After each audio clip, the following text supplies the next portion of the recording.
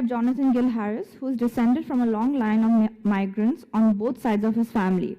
Born in New Zealand and educated in England, he has worked in the US for 23 years before moving to India in 2011. A round of applause for him. Thank you. I was wondering where you were, Jerry. Now I know. Moderating the session would be Mr. K Mohanchandran, who has over 35 years of experience in hospitality. His strength lies in thorough knowledge and the industry of the people and the management skills. So let's open up the panel for him. Good afternoon, everybody. Thank you. Good afternoon, folks.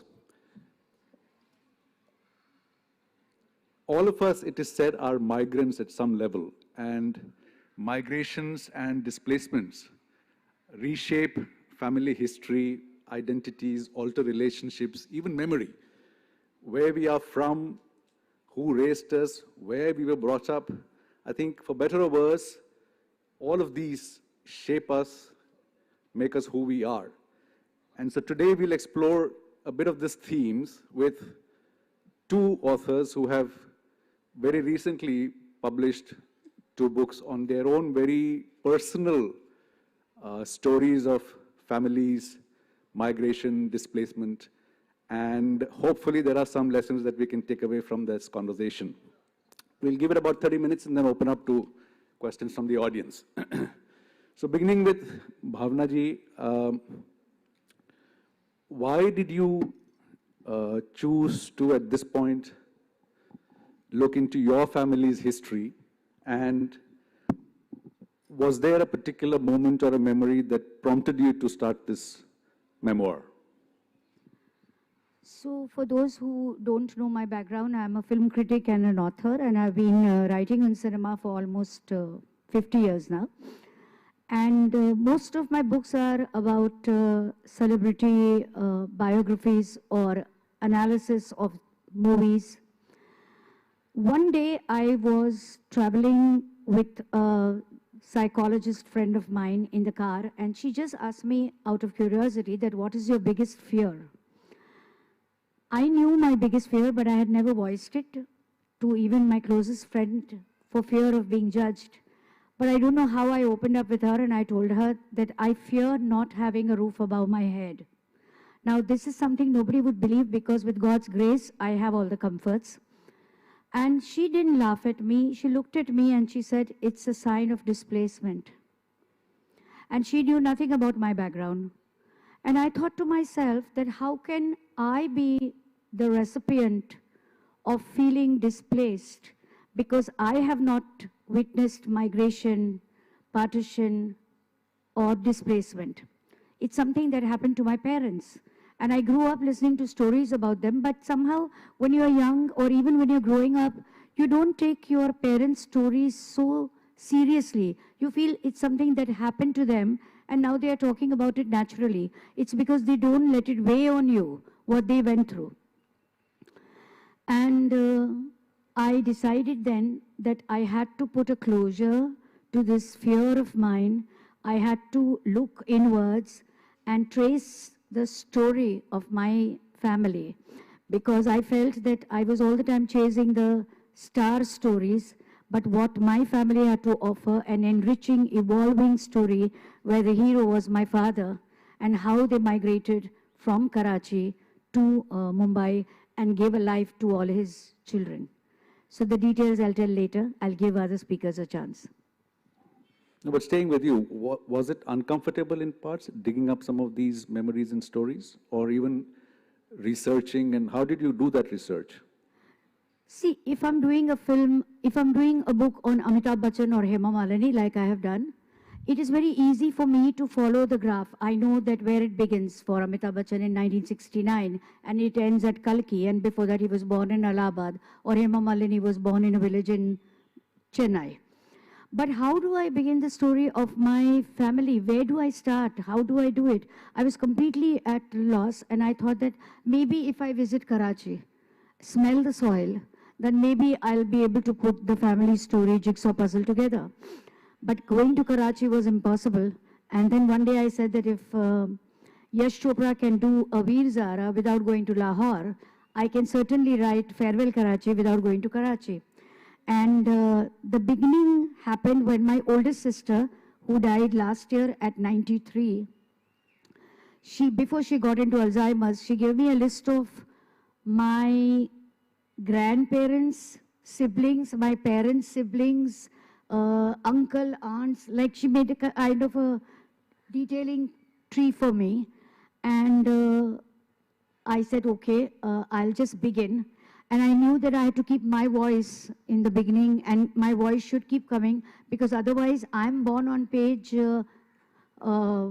very, very late I come.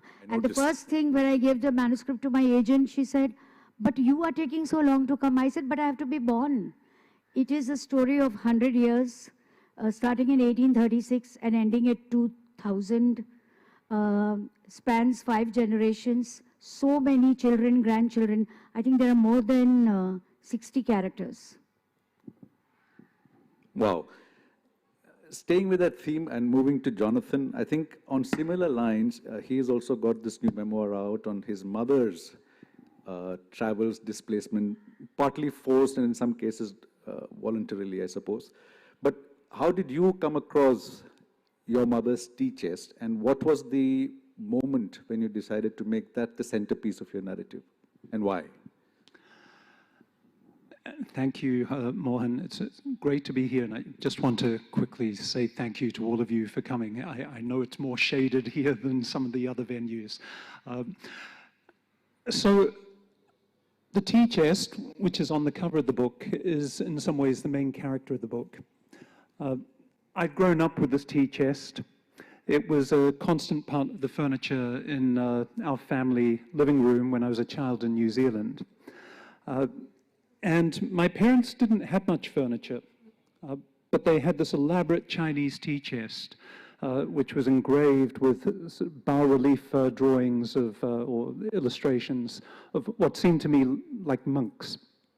And I was absolutely fascinated by it, but I was never allowed to open it. And I knew that it contained relics, souvenirs from my mother's past. She'd said as much. And occasionally I'd taken little looks when she was out the room and not looking. But because all the contents of the chest were buried deep in straw and naphthalene, the smell that came out of the chest, even if you cracked it open a centimeter, was so strong that my mother would come running into the room like a horrified genie who wouldn't grant me my wish, and demanded that I close it, which of course only increased my desire to know what was in it. It was only when my mother came down with Alzheimer's in about 2017, and she began to lose her memory, that I was finally able to access it and access its contents. And it was then that I realized that far from simply telling the story of the past that I thought she had in Poland, she was a Polish Jew who had lost nearly all her family during the war. Most of them died in Auschwitz. But I discovered, going through the contents, a completely unexpected trajectory in her life, that she'd spent 5 years during the war, this is how she'd survived it, in Central Asia, in the Fergana Valley, where she'd been deported by the Soviets. And the items in the tea chest became the spur to this larger story that my mother wouldn't tell me. But it's a story that is not only hers, it's arguably all of ours, inasmuch as the Fergana Valley is profoundly connected to many parts of the world by virtue of its having been the beating heart of the Silk Roads. Fergana, of course, is important to us in India because Babur, the first Mughal emperor, was born there. But a lot came from Fergana to India.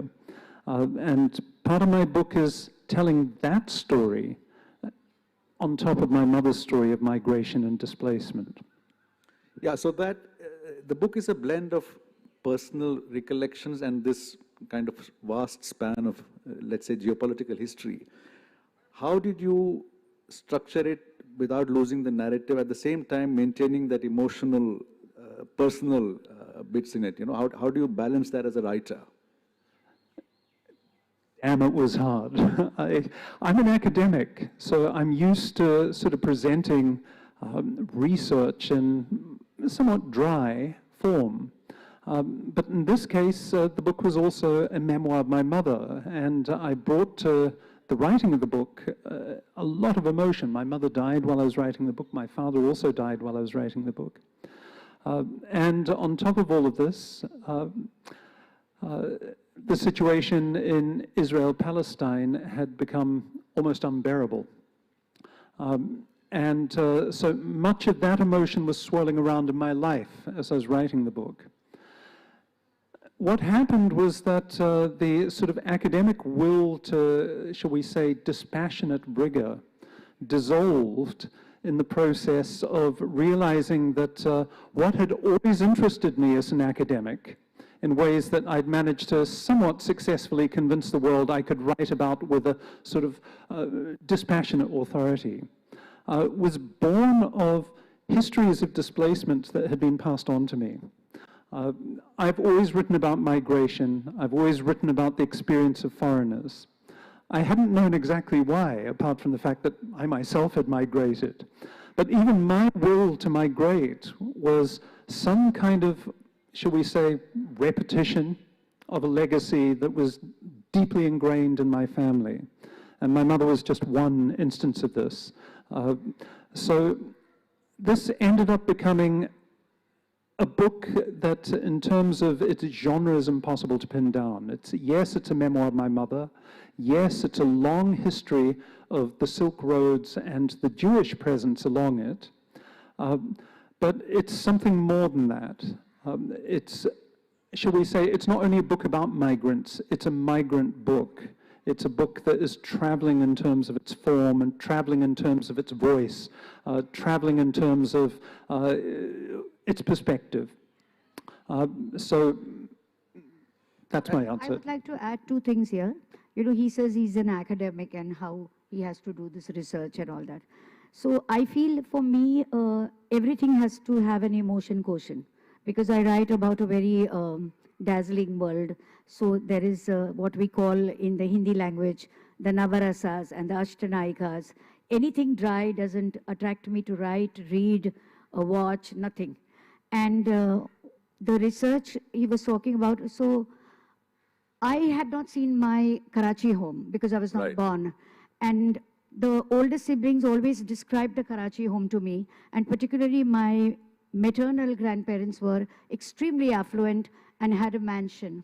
So I would always tell one of the sisters, who I thought was a writer also, that why don't you write the description of our Karachi home, our Bhuj home, so that I can understand and visualize it. And she always said, I will, and she never did.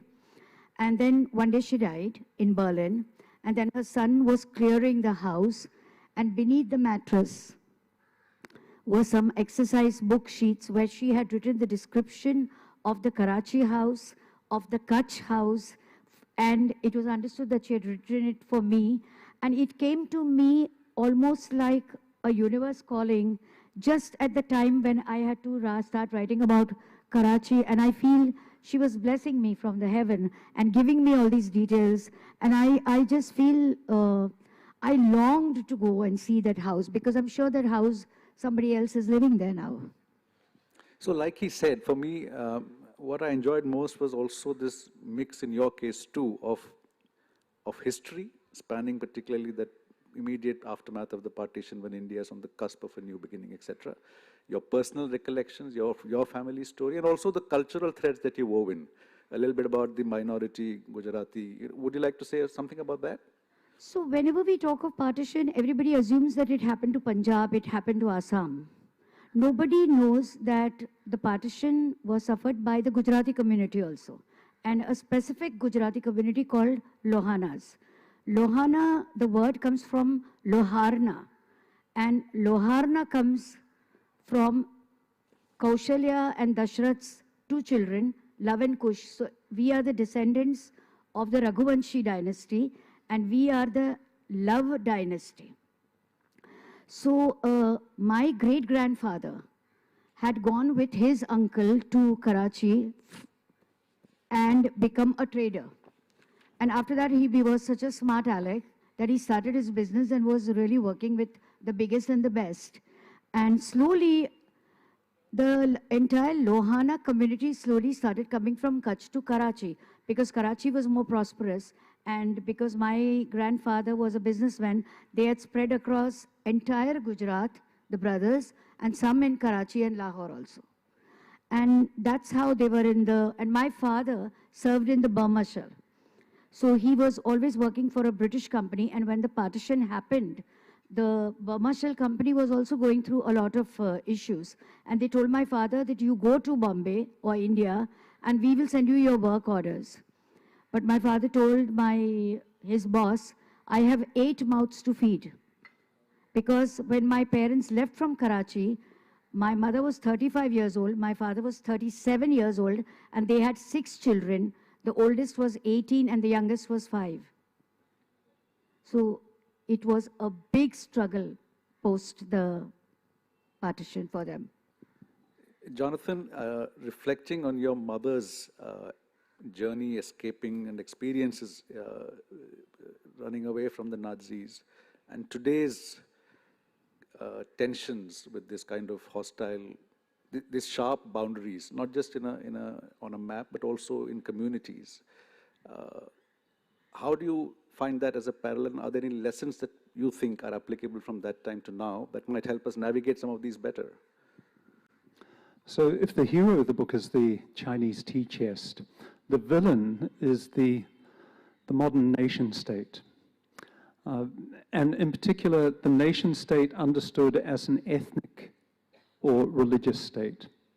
My mother experienced 3 partitions. The first in Poland in 1939, when the Soviets and the Germans divided Poland for their own strategic gain, but it ended up producing what became the largely Catholic Poland and the largely Orthodox Ukraine.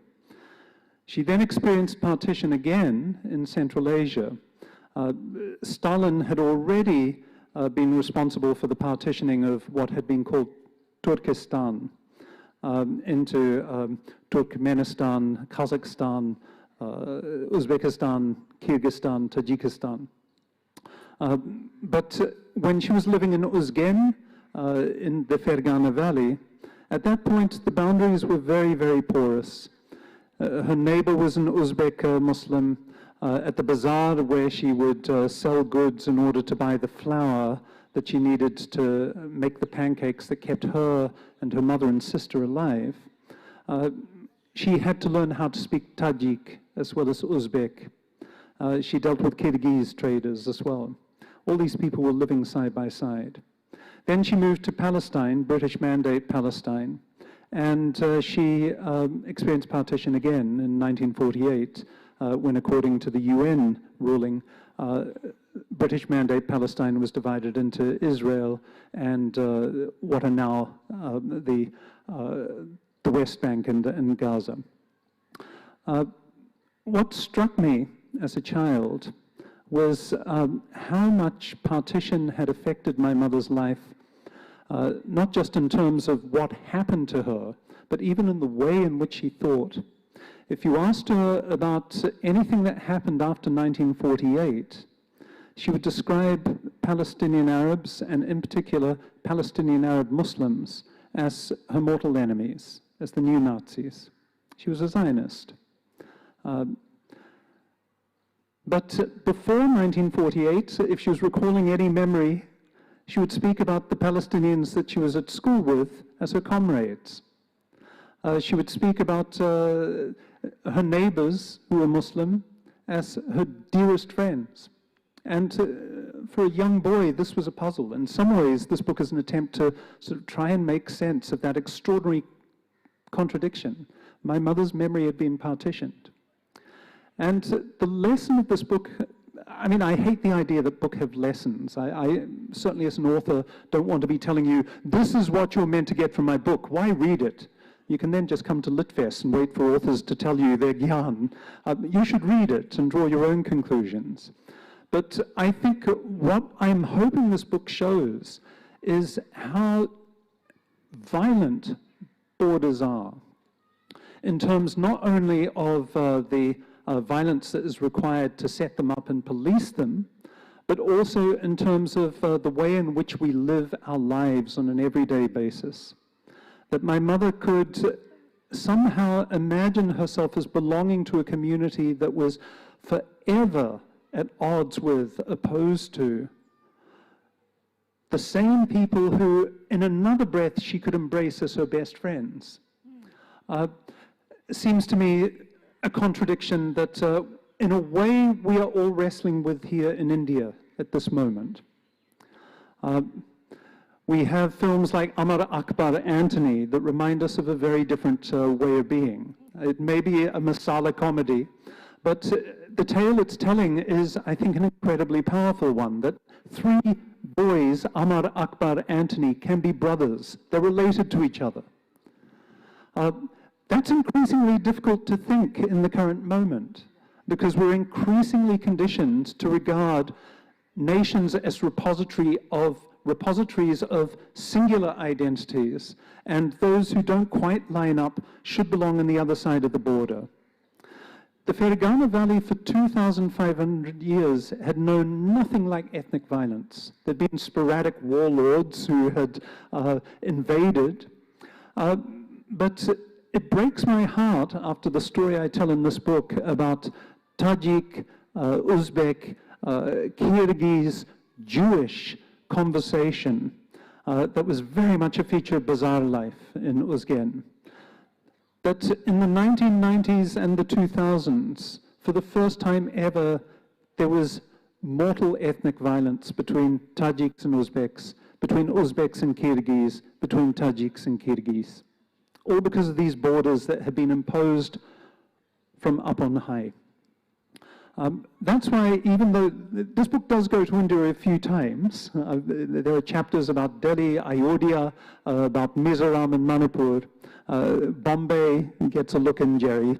But this entire book is informed at every step by the history, the rich, extraordinary, but also vexed history of India's multiculturalism, its partition, and the ongoing work of partition since 1947 that is increasingly partitioning our minds and our memories in much the same way my mother's was, even before Alzheimer's. So I just want to add that there are so many similarities, except that my parents never looked at the Muslims or even the Britishers as the enemy. They said there were a lot of good things that happened because of the Britishers, and they didn't sense any discomfort in their everyday lives.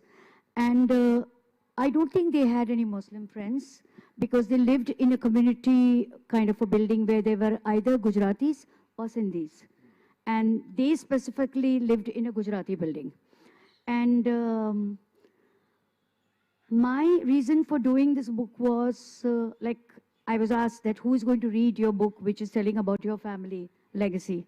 And I said, I don't care. It's about me documenting a Gujarati family at the cusp of a changing India, the festivals, the traditions, the way we address our parents, the kind of family gatherings, the way my grandmother taught my older siblings how to make dolls at home, the way the uncles played in the cricket or whatever. So it is such an ordinary documentation of an ordinary family with very high values and very high aspirations. Imagine my father coming with 6 children to Bhuj, that is Kutch, then moving to Kalyan in a refugee colony. After that, moving to Mulund, which is eastern suburb, then moving to Matunga, which is south dominated, and after that, giving all his 8 children. My sister and I were born in the free India. The other 6 children were born in British India, and giving all the 8 children. Today, parents don't want to have one child or two children. My father and mother had 8 children, and all of us were educated, and my father encouraged us to not be satisfied with just a graduation degree. He said, push yourself to the brim, because I was denied promotion because I didn't have a degree, and I want you all to fight your battles with the best education. So as a lay person, I'm neither a published author nor an academic, nor even been in the business for long.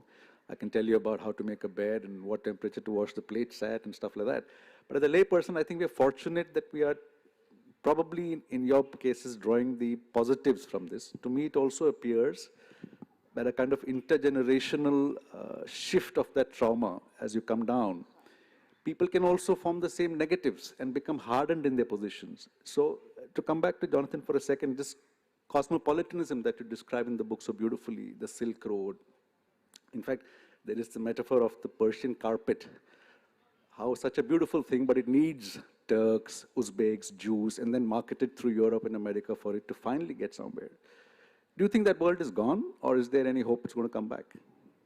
Or are there parallels you see today of such cosmopolitanism anywhere else in the world? I don't think it can come back exactly in the form it was. And I think right now we're living at a time where there's too much tom-tomming of drums saying we must return to an original pure state. This book is a celebration of impurity. And let me answer your question by telling very quickly a story. So when I grew up, English was not my first language. It wasn't even my second language. It was my third. The languages I spoke with my mother were Polish and Hebrew. When I was about 5, my parents read somewhere that this was the 1960s, and it was the received wisdom at the time, that for children to learn more than one language might retard their intellectual development. So my poor parents, trying to be responsible, said, we're living in New Zealand, we must speak only English to Gil and his sisters. But every now and then other languages would creep out of the conversation at the dinner table. And I think I always remembered with a great deal of delight and longing that sort of multilingual swerving at the dinner table. Now, I migrated to England, then to America, and I lived in profoundly monolingual environments.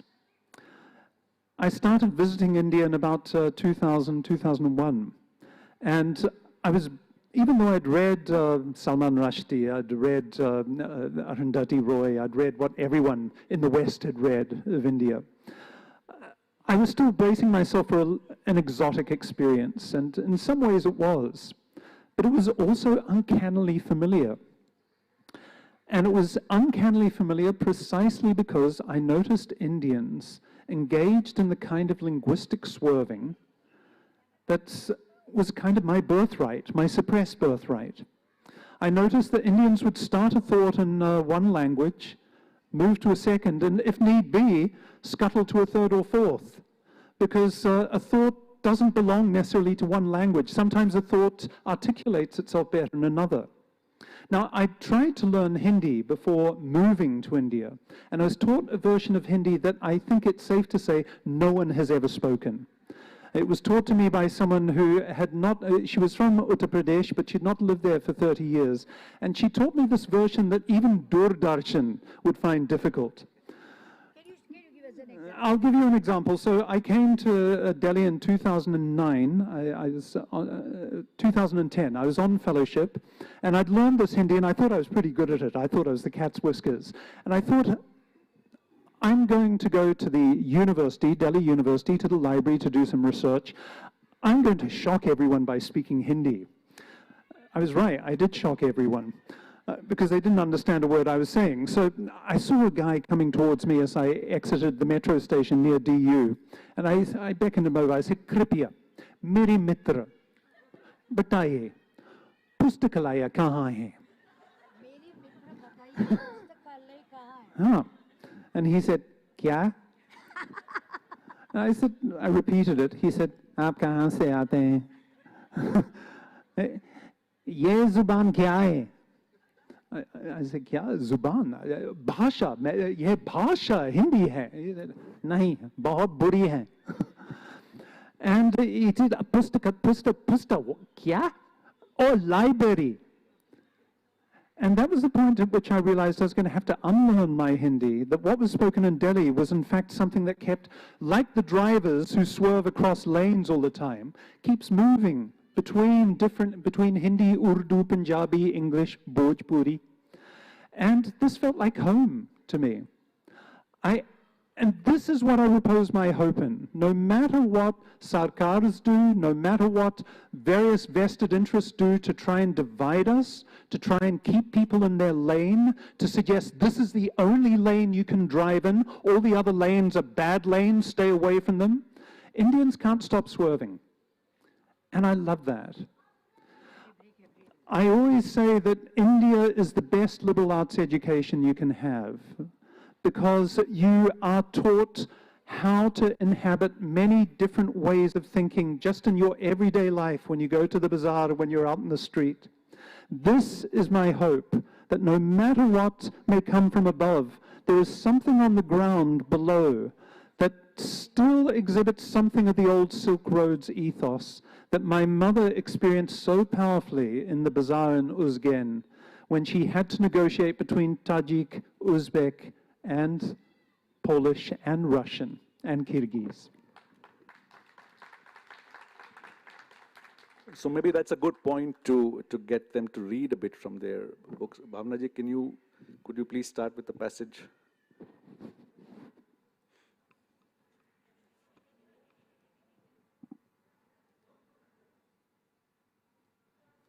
So we've been asked to select short passages so it doesn't become boring. So I'll just quickly give you a छोटी भूमिका, क्योंकि वो हिंदी में बोल रहे हैं तो मुझे भी तो थोड़ा हिंदी बोलना चाहिए ना इंडियन होकर.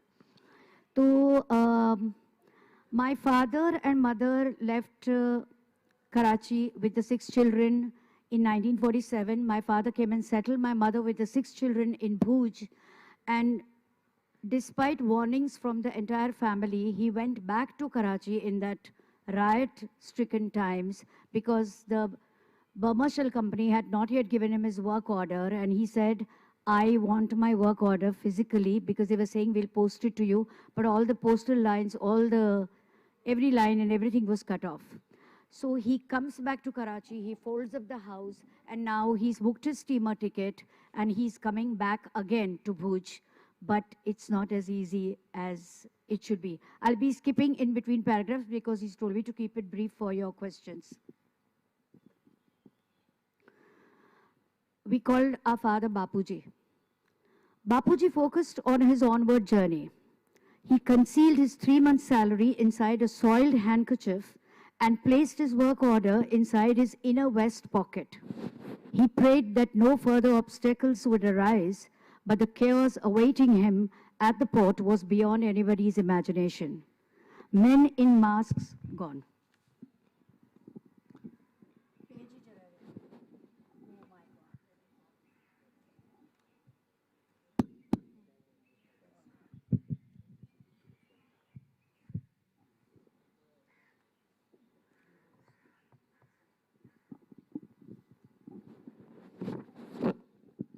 Both the guys are helping me, holding my mic, holding my pen.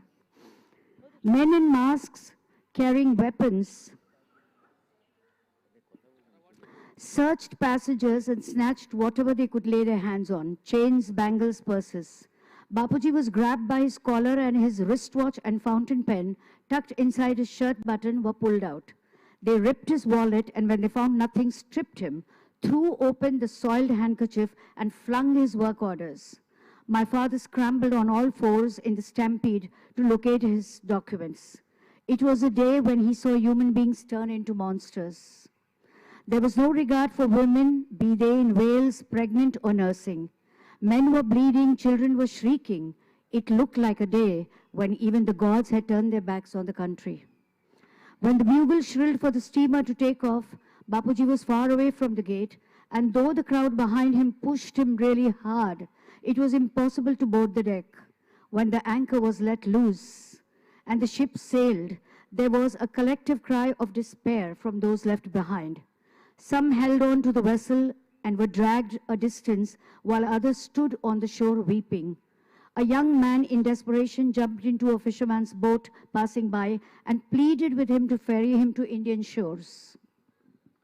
Before the fisherman could respond, a few more jumped on the same boat. Bapuji thought for a moment. The boat ride was not going to be easy, but staying back was a bigger risk. There were 10 of them on the small boat and nobody talked to anyone. Fear reflected in every gaze, and the sea was even more fearful. The tropical sun burned their eyes, and they waited for night time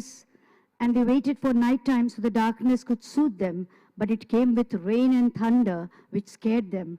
The only food available on the boat was a sack full of raw chana, which comprised all their meals, and when the voyagers got thirsty, they drank from the salty sea. The winds were ferocious, and the angry waves lashed their bodies.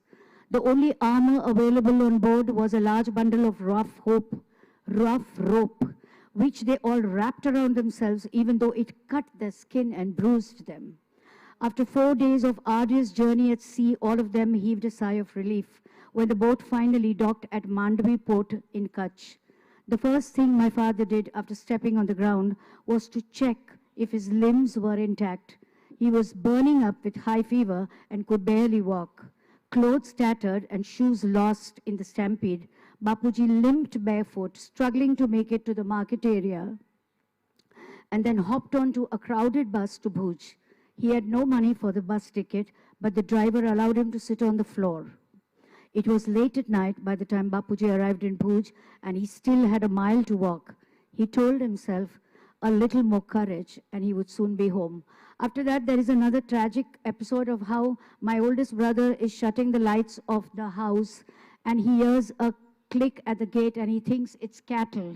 And he takes a stick and comes to shoo away, and is surprised to find a scavenger-looking man, which is his father, and he cannot recognize him. And that's when my mother comes from behind and says, stop, it's your father. The 6 children and my mother were waiting for my father for more than 4 months, fearful that he was no more. And when the father entered the house, nobody could recognize him, and everybody just wept. Jonathan? I've just revised what I'm going to read in light of our conversation. So this is a little passage about the bazaar in Uzgen, where my mother spent a lot of time during the war, basically bartering various items in order to get the flour she needed to make the pancakes that kept her alive. Her name was Stella, by the way, Stella Freud. The Uzgen Bazaar introduced Stella in a way she never realized to a radically mixed language that was for 1,000 years a distinctive feature of communication in the Fergana Valley.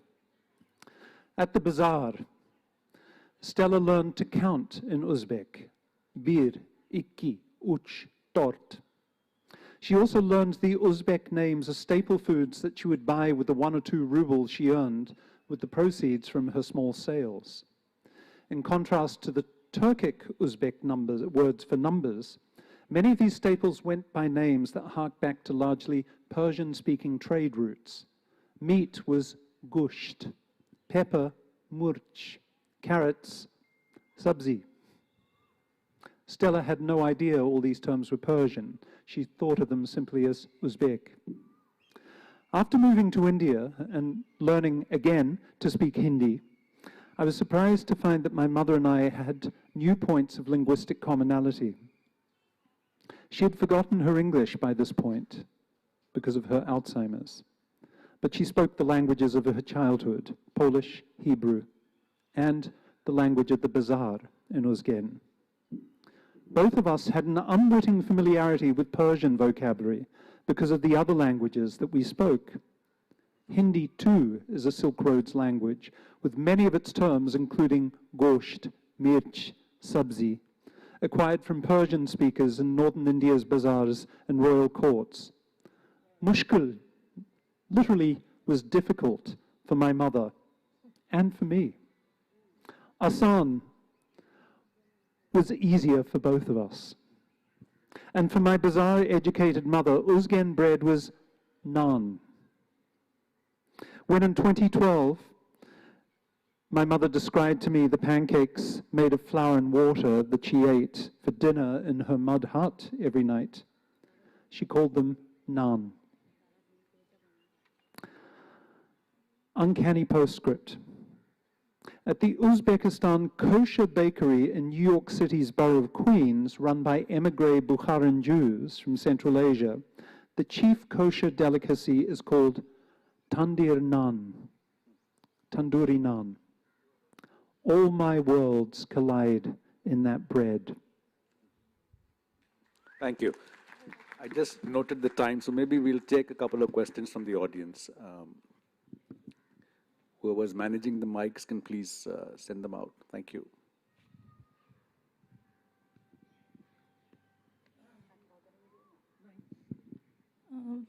Thank you for the lovely session. It deeply resonated because both my parents are refugees from Bangladesh, and I heard very similar stories about how they traveled. My father actually traveled 3 years after the partition, so he has memories. He had actually memories of living there and here, and it was deeply resonating.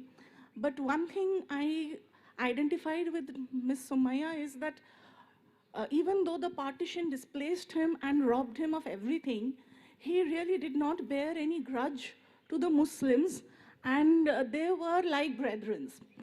And in contrast, what Professor Gill said, Harris Gill, that the Jews, after partition, she tended to partition her memory. Would you think, I'm asking it to both of you, whoever wants to answer, do you think that the geopolitics played a role in how they perceive and how this memory, how the memory had a structural break or something like that? How the geopolitics evolved over the years? Absolutely. My mother, there's a story in the book, sort of a running subplot. After my mother lost both her parents, she was orphaned very early in Central Asia, she was taken in by a cobbler and his dressmaking wife. They were both Polish Jews who had been disdained by my mother's mother because she considered them low class. They were communists and they were Jewish, but they were Bundists. That's a word that people have forgotten. Bundism was in a contest with Zionism at this time. Zionism obviously eventually prevailed because it was behind the setting up of the State of Israel. But Zionism believed that Jews not only constituted a nation, but deserved an ethno-nation state of their own. Bundists, by contrast, refused the idea of Israel and insisted instead that what was more important than a nation state for us was solidarity with other people who suffered structural violence of some kind. And it's interesting, in my mother's Chinese tea chest, there is a yearbook that survives from her last year at school, in which her friends had written things in various languages, but the dressmaker adoptive mother who had taken her in had simply written in Polish, "Be just." And that was something that my mother took with her everywhere and inculcated in us. And yet that very Bundist philosophy of being just somehow got eclipsed because she had lost so much. She'd lost her family, she'd lost a sense of home. Israel gave her a sense of structure in her life. And I'm using my words carefully here, but there's no mincing words, brainwashed her into believing that she would be best served if all the Muslims were across the border. And she would contradict this in her everyday life with her memories of the deep friendships that she had with Muslim classmates, Muslim friends. So I think the state does play a very large role in shaping memory, in shaping what is allowed to remember, in shaping the way in which we think we relate naturally to other people. And in the case of ethno-nation states, which many parts of the world are on track to become, memory is policed fiercely with regard to those who do not fit the definition of the ethno-state. What the Chinese tea chest revealed for me in ways that was deeply consoling. I so wanted to honor the memory of my mother, yet we would have so many arguments about her Zionism, which even when I was much younger, I found very, very difficult to deal with. But the Chinese tea chest allowed me to gain access to another legacy from my mother, one that I think she did pass on to me, even though she didn't necessarily do it verbally. She didn't do it in her official narratives about herself. To her dying day, or at least to the moment that she could still remember that she belonged to a nation, Israel was her nation, even though she hadn't been able to live there since 1954. So this is one of the reasons why, for me, the nation state is the enemy here. I think it committed so much violence against so many people, including my mother, and it was a violence that she carried within her, in her soul, in these contradictions, these sort of fragmented memories.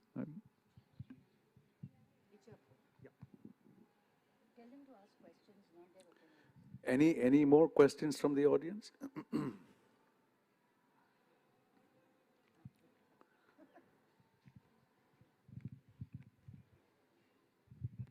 Gil, we are all negotiating, I think, right now with families that have political, sort of leanings that are not ours.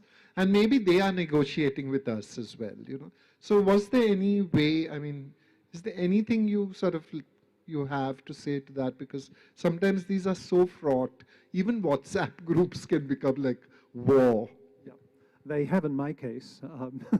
I've been talaqed by many members of my family, and partly for this book.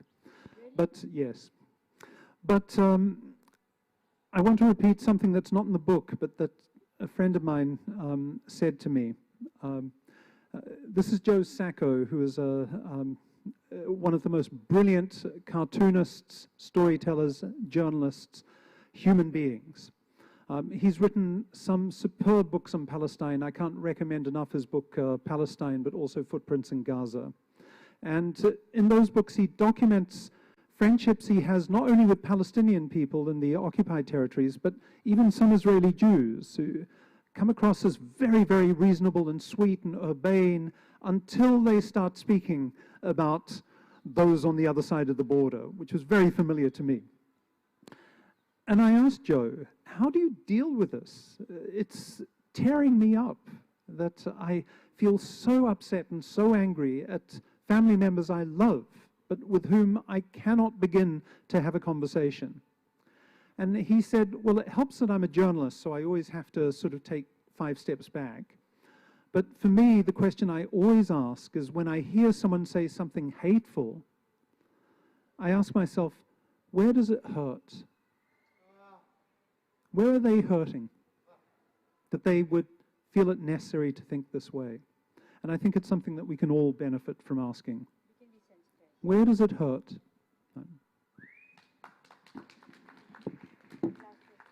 One last question. I think there was a gent here who had his hand up.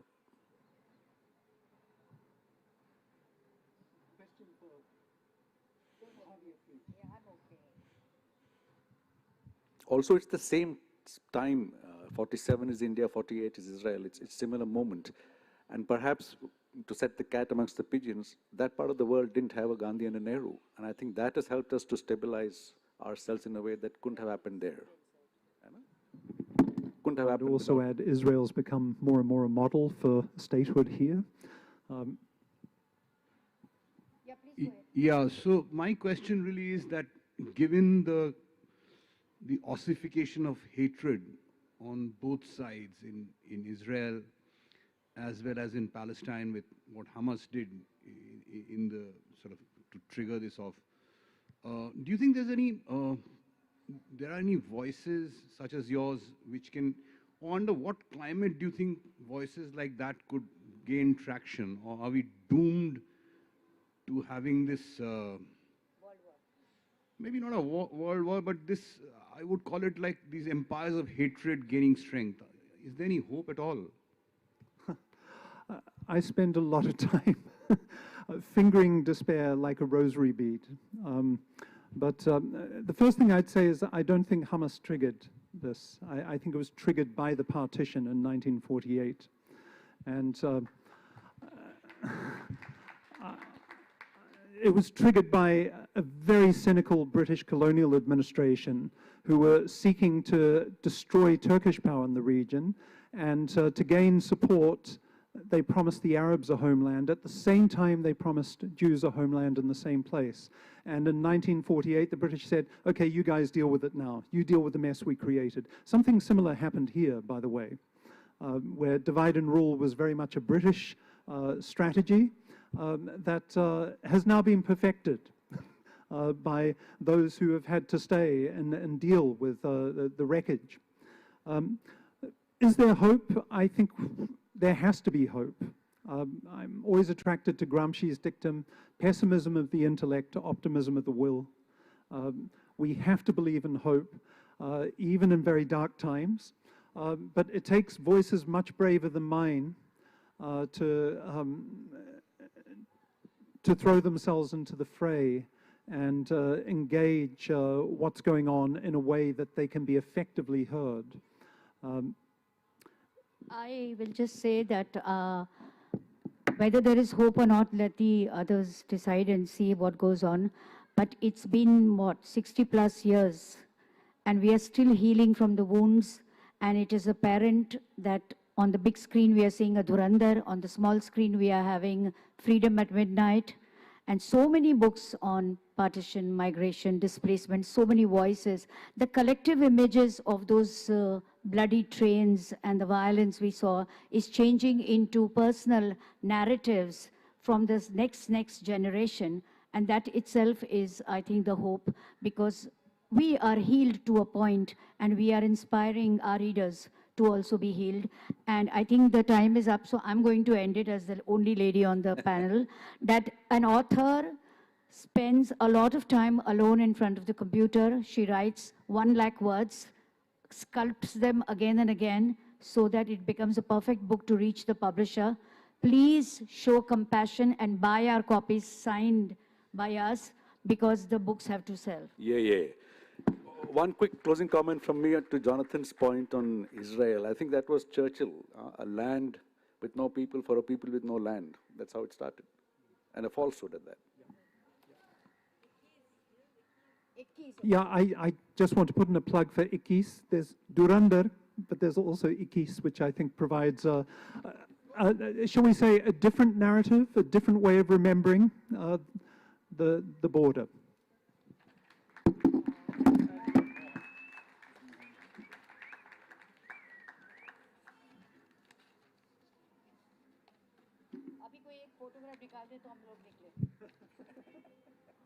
You want a photograph? Yeah, please take a photograph. Holding a book.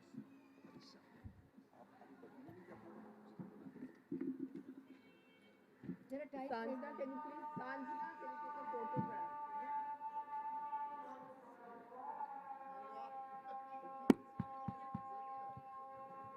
Thank you, Jonathan. Thank you, Bhavna ji. Thank you, Mohan. So we were talking about Dhurandhar and Ikis. I think the nomenclature has to change. Some are war films and I think some are peace films. Yes. Yeah, so we'll go on to another session with history. Thank you so much, yes.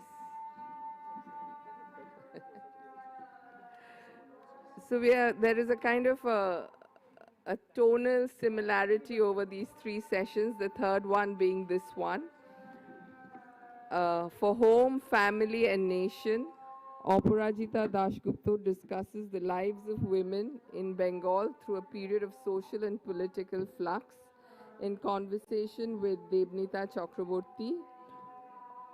Aparajita Dasgupta is a historian of gender and an author of fiction in Bengali. Over two decades, her creative writing in Bengali has produced 12 books, including novels, short stories, essays, autobiographical vignettes, and children's stories. Her book For Home, Family and Country, Women and the Politics of Gender in Bengal is what we are discussing today. So I would like to welcome Aparajita Di on stage. She will be in conversation with Debnita Chakraborty, an associate professor in the Department of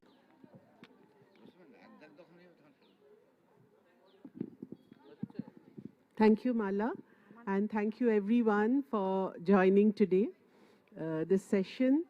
This session is a very pleasant one for me because of the author, who I've known for a very long time in several capacities, and the fact that it makes my job a lot easier because she is an excellent moderator. She's been on a lot of panels. She's been with the Kolkata Literary Meet since its inception, I think. Not only that, I mean, you know her as a prolific writer of Bengali fiction. Earlier, she had a session on her recent book, which she co-authored with her son. I'm sure many of you will have got that book from the bookstore already, started reading it. But the book that we are going to talk about today deals with her other persona, and that is of a senior academic.